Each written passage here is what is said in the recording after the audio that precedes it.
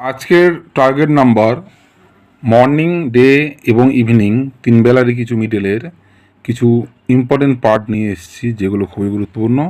যারা নতুন তারা অবশ্যই পেজটি ফলো করবেন, লাইক, কমেন্ট এবং বন্ধুদের সঙ্গে শেয়ার করবেন।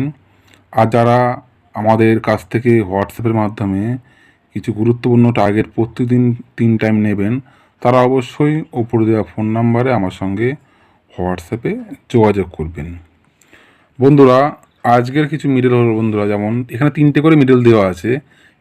61, 91, 41 মিডলের 2-এর ক্ষোভ মানে 20 থেকে 29, 30 থেকে 39, 50 থেকে 59, 90 থেকে 99 পার্টগুলো ইম্পর্টেন্ট।